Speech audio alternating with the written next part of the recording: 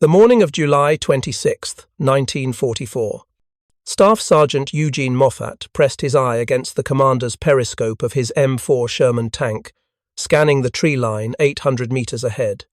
The fog had lifted from the Norman hedgerows, and visibility was perfect, which in tank warfare meant exposure, vulnerability, death. His crew had named their Sherman Boilermaker after their home state of Indiana, white letters painted on the turret side like a promise to return. But promises meant nothing when you spotted the distinctive profile emerging from behind a stone farmhouse. The massive rectangular hull, the overhanging gun barrel, the interleaved road wheels that looked like armoured caterpillar tregs. A Tiger, Panzer VI. The tank every American crew had been warned about since Fort Knox, the mathematical nightmare that could kill you from 2,000 meters, while you struggled to scratch its paint from 400. Moffat's loader, Private Eddie Martinez from El Paso, was already lifting a 75mm round from the ready rack when Lieutenant Morrison's tank 40 meters to their left simply ceased to exist. The Tiger's 88mm gun had spoken once, and Morrison's Sherman became a funeral pyre for 5 men. 7 seconds later, the Tiger fired again. Sergeant Kelly's tank took the round through the frontal armour, and though it didn't fully penetrate, the kinetic shock broke Kelly's ankle and ignited the engine compartment. His crew bailed out through smoke and flames. 2 tanks gone, 10 men killed or wounded, 14 seconds. The mathematics were brutal and simple, exactly as the training manuals had promised. In a frontal engagement at range, the Tiger won, always. Except Eddie Martinez, ramming their 3rd shell into the breach, said something that would rewrite American tank doctrine for the rest of the war. Sarge, we're faster than him. This is the story of 37 seconds that proved superior. Firepower means nothing if you cannot reload fast enough to use it. It is about 5 Sherman crews who discovered that the German Tiger's greatest weapon, its devastating 88mm gun, contained a fatal flaw hidden in plain sight. And it is about the moment when American tank tactics, mocked by critics as the crude swarm strategy of throwing cheap machines at expensive ones, revealed themselves to be something far more calculated than anyone had understood. Sometimes, victory is not about hitting harder. Sometimes it is about hitting more often, faster, and with such relentless volume that your enemy never gets time to aim carefully again. If you're enjoying this deep dive into the story, hit the subscribe button and let us know in the comments from where in the world you are watching from today. Eugene Moffat was 23 years old when he enlisted in November of 1942, 3 weeks after completing his mechanical engineering degree at Purdue University. He did not have to go. Engineers were draft exempt, their skills deemed too valuable for the production effort. But his older brother Tom had been killed at Kasserine Pass in February of 1943, commanding an M3 Stuart light tank in the 1st Armoured Division. The Western Union telegram arrived while Gene was calculating stress loads for a bridge design project. He remembered his mother's scream from downstairs, the sound cutting through 2 floors of their Indianapolis home. He remembered his father sitting motionless at the kitchen table, reading and rereading the same 3 sentences, as if repetition might change their meaning. He remembered deciding that night that if Americans were going to die in tanks, he wanted those tanks to be better, and the only way to make them better was to understand them from the inside. At Fort Knox in Kentucky, Gene learned that better was complicated. The M4 Sherman medium tank was not designed to fight German Tigers or Panthers in single combat. This was not a deficiency or oversight, it was deliberate doctrine based on industrial reality. Captain Theodore Morrison, who would later die in that first Tiger round on July 26th, taught their tank commander course with brutal honesty. Gene recorded Morrison's lecture in his training journal, dated March 18, 1944, and that journal now sits in the National Armour and Cavalry Museum at Fort Benning, Georgia. Morrison had said, "The Sherman was not designed to fight Tigers because there were no Tigers when we designed it. Hell, there were no Shermans when we designed it. We built a tank that we could produce in massive numbers, maintain in the field with our logistics tail, and ship across an ocean without specialized equipment. Could we have built a heavier tank with a bigger gun? Certainly. We built the M26 Pershing. Do you know how many made it to Europe before Germany surrendered? 20. 20 tanks. That is what happens when you optimize for individual superiority instead of systemic advantage. The numbers told their own story, and Gene copied them meticulously into his notes. The United States produced 49,234 Sherman tanks during the Second World War. Germany built 1,347 Tiger I tanks. That ratio, 36-1, represented a fundamental philosophical difference in how each nation approached armored warfare. The Germans built Wunderwaffen, wonder weapons, machines of individual technical superiority. Each Tiger cost 655,000 Reichsmarks and required 300,000 man-hours to produce. Each Sherman cost $44,500 and required 10,000 man-hours. But that ratio meant nothing to the 5 men inside a Sherman when they spotted a Tiger. Eddie Martinez, Gene's loader, summed it up during a smoke break after training. So we are the 49,000, right? Great. But if I am one of the 5 guys who meets one of those 1,347, the math does not help me much. Gene's crew came together at Fort Knox in April of 1944. Driver Corporal James Jimmy Duchesne from Louisiana, Gunner Corporal Frank Kozlowski from Chicago, Loader Private Eddie Martinez, and Bow Gunner Private Robert Lee from Alabama. They trained together for 8 weeks, learning to operate as a single organism inside 9 meters of riveted steel. The Sherman was not a comfortable machine. Interior temperature regularly exceeded 120 degrees Fahrenheit in summer. The driver and bow gunner sat in the hull, separated from the turret crew by the rotating floor mechanism. The commander, gunner, and loader worked in the turret, a space roughly 2 meters in diameter, surrounded by ammunition racks containing 71 75mm shells and 6,300 rounds of 30 caliber machine gun ammunition. One German anti-tank round penetrating that space would detonate the ammunition and incinerate the crew in seconds. American tankers called it brewing up, and it happened often enough that some crews refused to load the ammunition sponsons on the turret sides, preferring reduced combat capability to reduced survival time. They landed on Omaha Beach on June 15, 1944, 9 days after D-Day. Their Sherman, serial number 3056893, received its name Boilermaker, painted in white letters on the turret side. Gene never discovered who started the tradition of naming tanks, but he appreciated it. If you were going to die in a steel box, it seemed proper that the box should have a name, an identity, something beyond a serial number. The first 3 weeks in Normandy taught them about bocage, the ancient Norman hedgerows that turned every field into a separate fortress. Dense earthen walls 4 to 6 feet high, topped with centuries-old hawthorn and bramble, created natural tank obstacles every 100 meters. The Sherman's narrow tracks 16.5 inches wide provided less ground pressure than wider German tracks, but they also meant less traction in mud. And Normandy in June was mud, rain, more mud, and occasional moments of visibility that made you wish for the obscuring rain again. They learned that German Panzerfaust anti-tank rockets could be fired from hedgerows you could not see until the rocket had already left its tube. They learned that the distinctive sound of a German tank engine, the deep, throaty rumble of a Maybach HL 230, caused involuntary fear responses, even in experienced crews. They learned to identify the different German tanks by sound alone.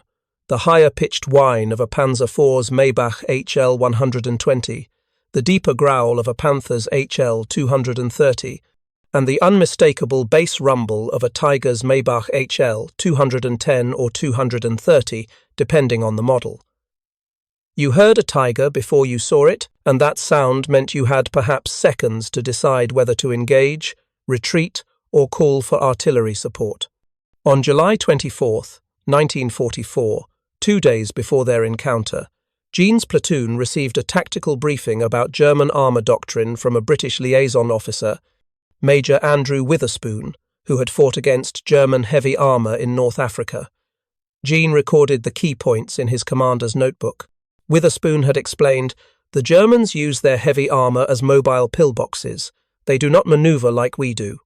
A Tiger or Panther will find a good position, preferably hull down, with only the turret visible, and wait for you to come to them. They have the range and penetration to kill you before you can hurt them. Their doctrine is simple. Let the enemy make mistakes, then punish those mistakes with superior firepower." Someone had asked about the Tiger's rate of fire. Witherspoon had consulted his notes and said, "The 88mm K 36 gun has a maximum rate of fire of 6 to 8 rounds per minute under ideal conditions. In combat, sustained rate is 4 to 6 rounds. The gun is exceptional, but every time they fire, there is a reload cycle. The spent shell casing must be extracted, a new round loaded from the hull or turret racks, the gun relayed on target. The Tiger's crew is highly trained, but they are still bound by physics and mechanical procedure." Another voice had asked, "What is our rate of fire, sir?" Witherspoon had smiled without humour. 15 to 20 rounds per minute with a properly trained crew. You are throwing 3 times the volume of fire. But here is the tactical complication: your rounds do not penetrate their frontal armour at combat ranges, and theirs penetrate yours from any angle. So you find yourselves in a rather interesting situation. Gene remembered the uncomfortable laughter that followed. Interesting was the British way of describing situations that would get you killed, but the rate of fire number stuck in his mind. 15 to 20 rounds per minute.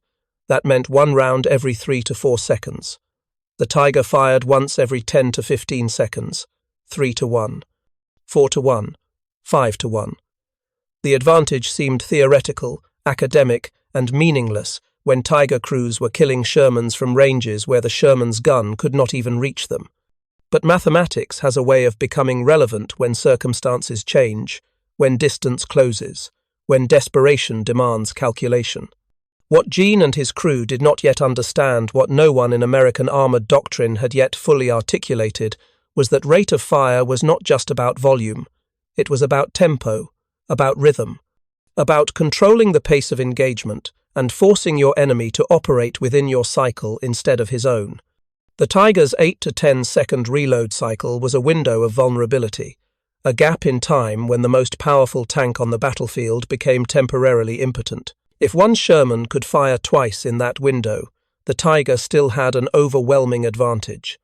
But if 3 Shermans could fire 6 or 7 times in that window, if each impact created vibration, noise, stress, and visual obstruction, then the mathematics began to shift.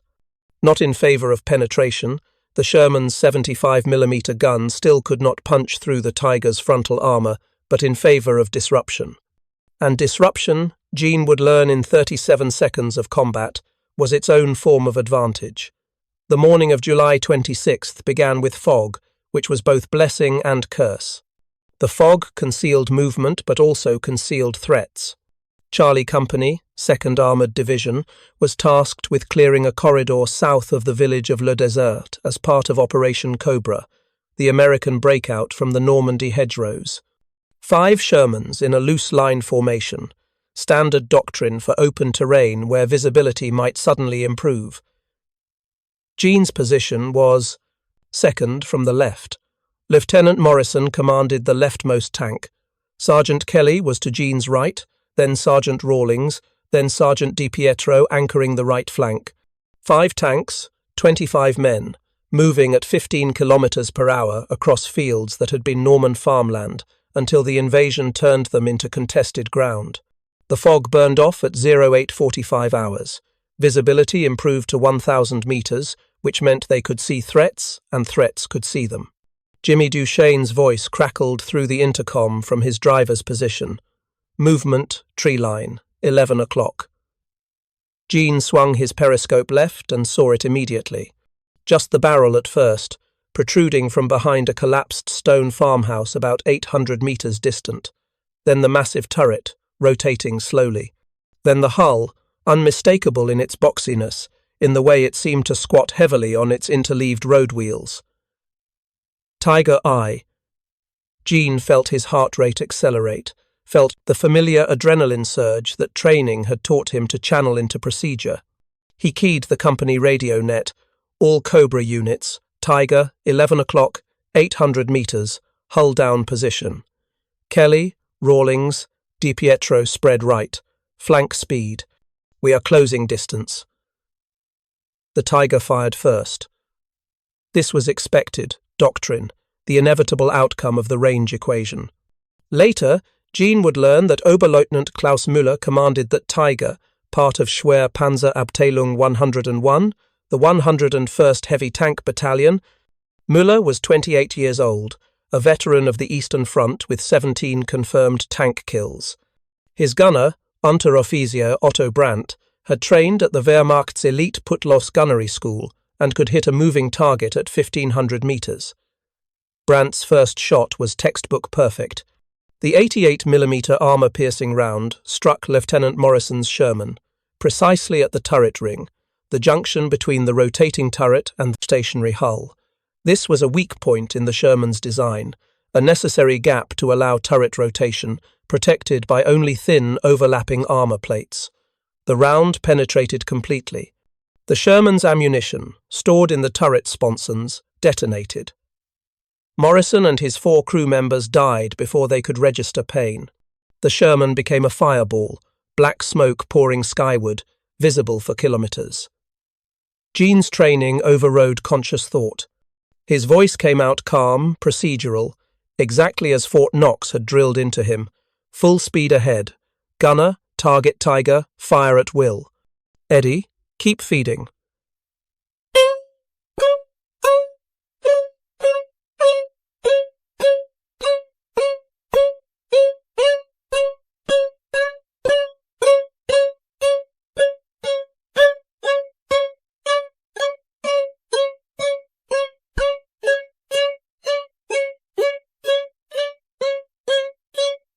The 450 horsepower driving 30 tons of tank at a top speed of 38 kilometers per hour on open ground. The ride was violent, the suspension barely adequate for the terrain, but speed was survival. Range was dead. 7 seconds after the first shot, the Tiger fired. Again. Sergeant Kelly's Sherman took the round through the front glacis plate, the sloped frontal armor that was the Sherman's best protection. The round did not fully penetrate, the angle was steep enough to cause deflection, but the kinetic force of an 88mm projectile, travelling at 800 meters per second, did not need penetration to cause damage. The impact broke Kelly's right ankle, where it rested against the radio mount. It also started a fire in the engine compartment, and Kelly's driver immediately executed emergency shutdown procedures. Kelly's crew bailed out through the hatches, tumbling onto French soil while their tank burned behind them. 2 tanks destroyed or disabled, 10 men killed or wounded, 14 seconds of combat. Jean's Sherman was now 650 meters from the Tiger and closing at maximum speed. Kozlowski, the gunner, fired their first round without being told. The 75mm M61 armor-piercing shot struck the Tiger's frontal armor and ricocheted into the sky, doing no damage whatsoever. The Tiger's frontal armor was 100mm thick at the hull, 120mm at the turret. The Sherman's 75mm gun could not penetrate that thickness at any combat range from any angle. This was known. This was the mathematics that made Tiger crews confident and Sherman crews desperate. And then Eddie Martinez said it, his voice tight but certain through the intercom. "Sarge, we're faster than him." Jean understood immediately. The comprehension arriving fully formed as if it had always been there, waiting for crisis to reveal it. The Tiger's gun was devastating, overwhelming, superior in every measurable way. But between each shot came the reload cycle, 8 to 10 seconds. In that window, the Tiger was just a steel box with thick armor. In that window, it could not hurt you. And in that window, a Sherman crew could fire twice, maybe 3 times. And if you too had not 1 Sherman but 3 or 4, all firing continuously, all hitting the Tiger with rounds that did not penetrate but did create shock, vibration, noise, fear. Then those 8 to 10 seconds became an eternity for the Tiger crew. They became a window of vulnerability that American doctrine had never properly exploited because American doctrine had focused on the wrong variable. It had focused on penetration when it should have focused on tempo. Gene keyed the company net, his voice loud and clear. "All Cobras, continuous fire. Do not aim for weak points. Just keep hitting him. We are his reload time now, close and flank." What happened next lasted 37 seconds. Gene would later reconstruct the timeline from after-action reports, crew interviews, and his own commander's log, which he had trained himself to update even during combat. The chronology was precise, each second documented. 0849 hours, 22 seconds. Tiger fires third shot. The round misses Sergeant Rawlings' Sherman by 2 meters, creating a crater 6 meters in diameter in the Norman soil. 0849. 25 seconds, Gene's Sherman fires round number 2. Impact point. Tiger's gun mantlet, the thick armoured shield protecting the turret front where the gun barrel protrudes. No penetration, but the Tiger's commander, visible in his open cupola, flinches from the impact shock transmitted through the entire turret structure. 0849, 27 seconds. Sergeant DiPietro's Sherman fires. Impact point. Tiger's cupola. No penetration. But the Tiger commander drops down into the turret and closes his hatch, reducing his situational awareness. 0849. 29 seconds. Rawlings fires. Impact point. Tiger's right track guard. No damage, but noise and vibration continue. 0849. 31 seconds. Gene's Sherman fires round number 3. The distance is now 450 meters. Impact point. Tigers. Turret front, left side. A bright orange spark marks the ricochet. 0849. 33 seconds. DiPietro fires again. Impact point. Tiger's turret side, though the angle is still too oblique for penetration. 0849. 34 seconds. Tiger fires fourth shot. The round hits Rawlings' Sherman in the engine compartment. The Sherman does not explode, but the engine is destroyed. Rawlings' crew begins emergency evacuation, but they are alive, functional, 3 men intact. 0849, 36 seconds. Gene's Sherman fires round number 4. Distance, 400 meters. The chaos is total now, 3 Shermans firing, moving, creating dust and smoke, the Tiger rotating its turret to track multiple targets. 0849, 38 seconds. DiPietro fires. The impact creates another bright flash on the Tiger's armor. 0849, 40 seconds. Gene's Sherman fires round number 5. Distance, 370 meters.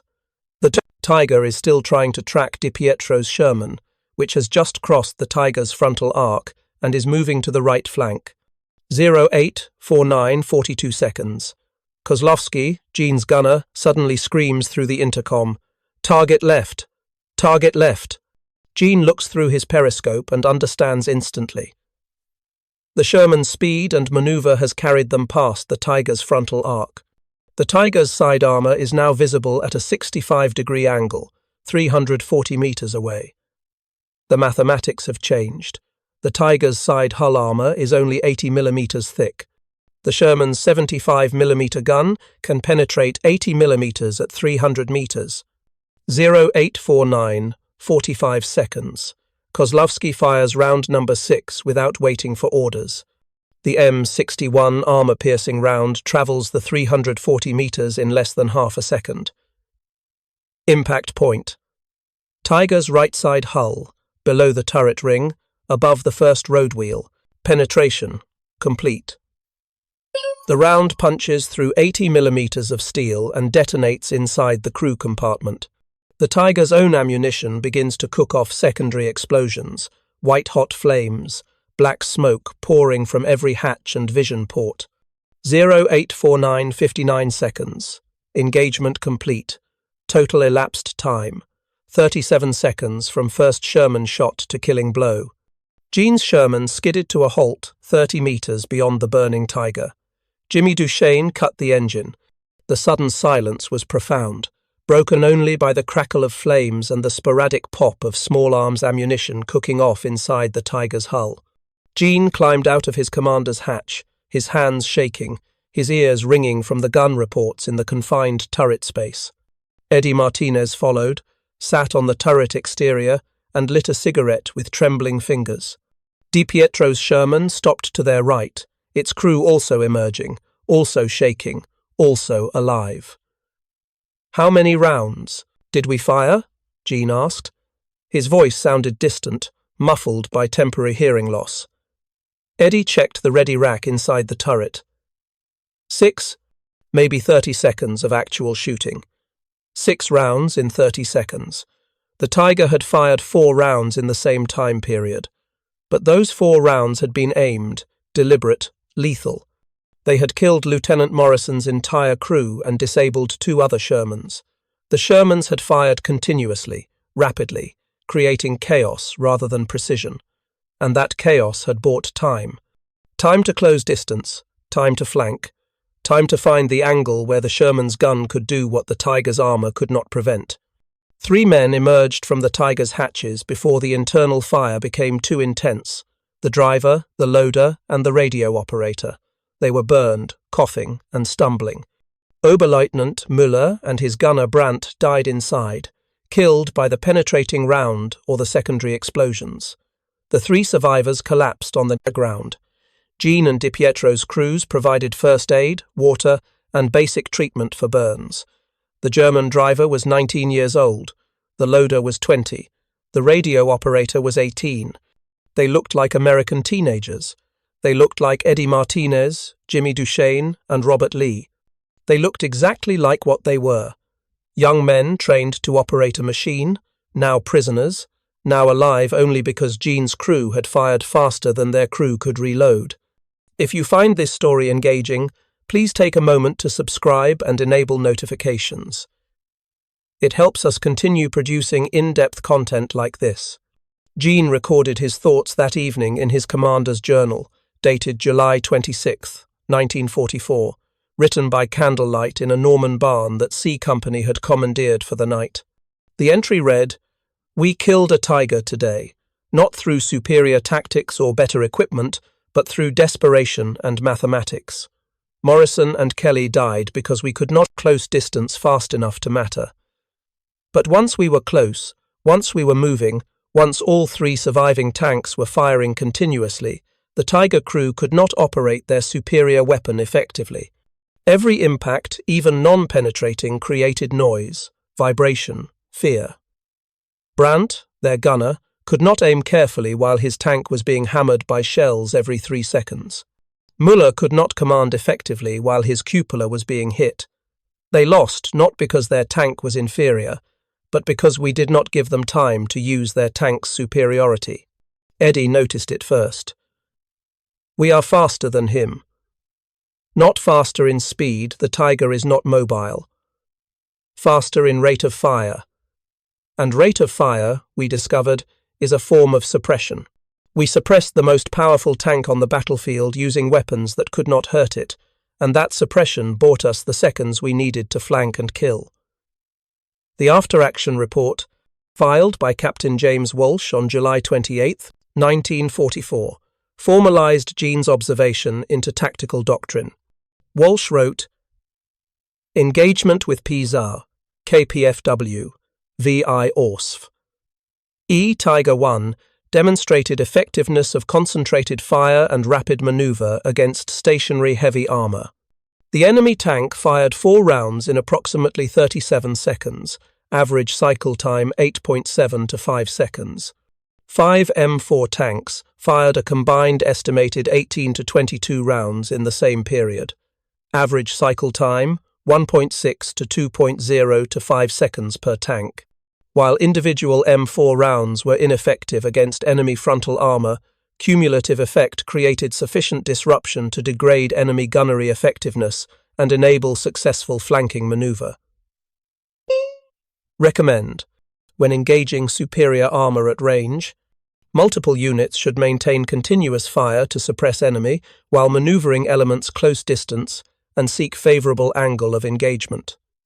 The tactical concept spread rapidly through the 2nd Armored Division and then to other American armored units in Normandy. Jean's company commander, Major Robert Stiles, circulated a memorandum to all tank commanders in the regiment on August 3, 1944. Jean kept a copy, folded in his journal. Rate of fire is a weapon. When engaging superior enemy armor, do not wait for perfect shots. Maintain continuous fire. Force the enemy to operate under impact stress. Each hit, even non-penetrating, creates vibration, obscures vision ports, degrades gun-laying accuracy. A tiger or panther that cannot aim carefully is a tiger or panther you can flank. Exploit reload cycles. The enemy fires once. You fire 3 or 4 times. Use that tempo advantage to maneuver. This is not about destroying enemy armor with frontal fire. This is about suppressing enemy armor long enough to achieve positional advantage. The doctrine had a name by September: fire superiority through volume and tempo. It was not revolutionary. It was mathematical, obvious in retrospect, the kind of tactical insight that seems simple only after someone discovers it under pressure. But it worked. Combat reports from September through December of 1944 repeatedly mentioned similar tactics.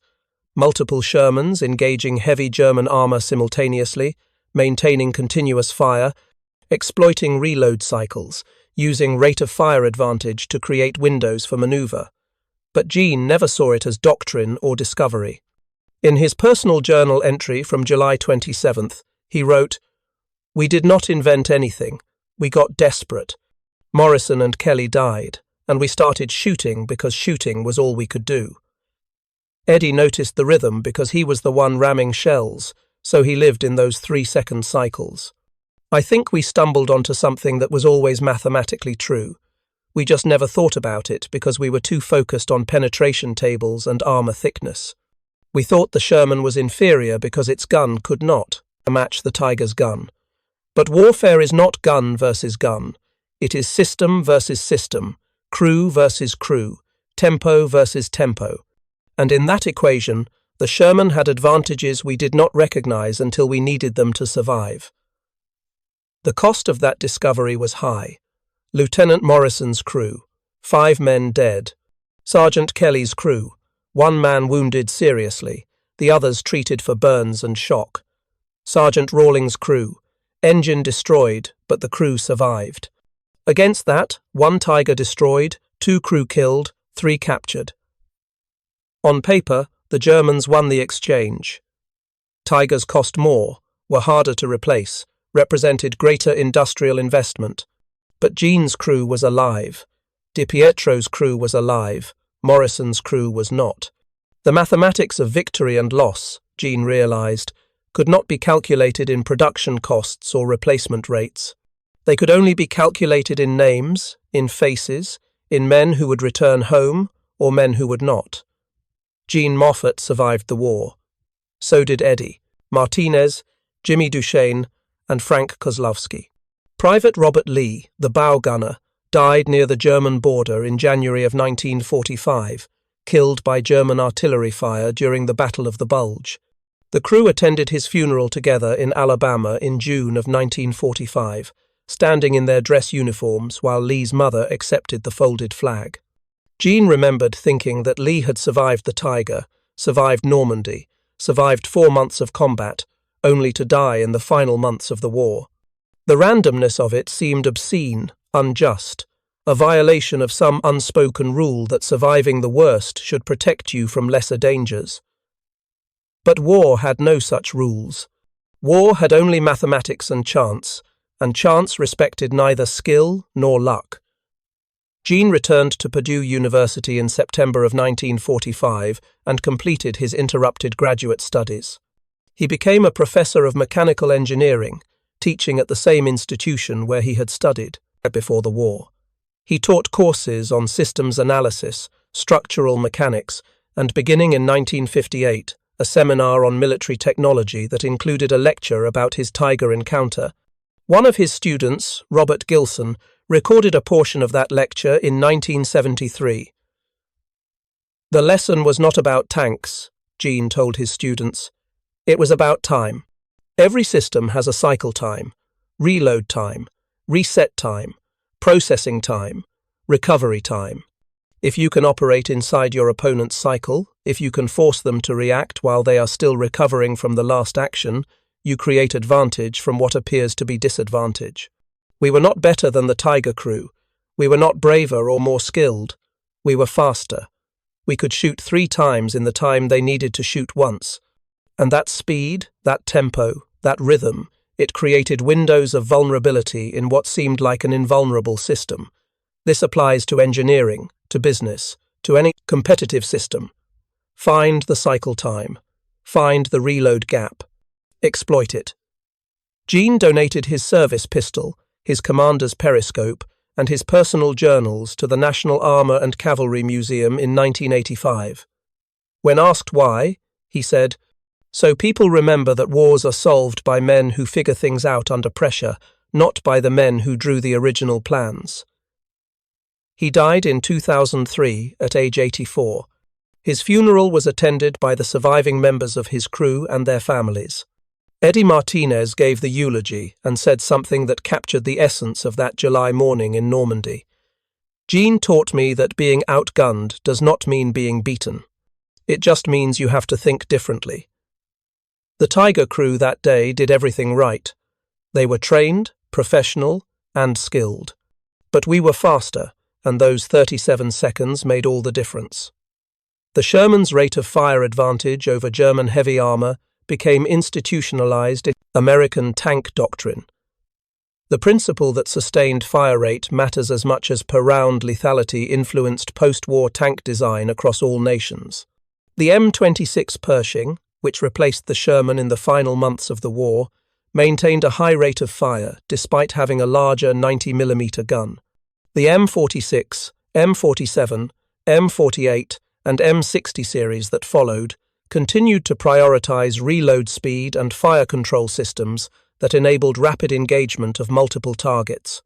The modern M1 Abrams can fire 8 to 10 aimed rounds per minute with its 120mm main gun, not because each round is more powerful than competing designs, but because American doctrine recognizes that time between shots is vulnerability, and vulnerability is opportunity for the enemy. The Tiger I was a remarkable machine. 100 tons of production effort produced one of the most powerful tanks of the Second World War. Its 88mm gun could penetrate any Allied tank from any angle at any combat range. Its armor could defeat most Allied anti-tank weapons, but it could fire at best 6 aimed rounds per minute.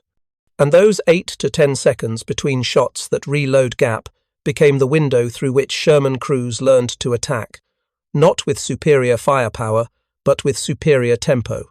Not by hitting harder, but by hitting more often, creating chaos and suppression that turned mathematical inferiority into tactical advantage.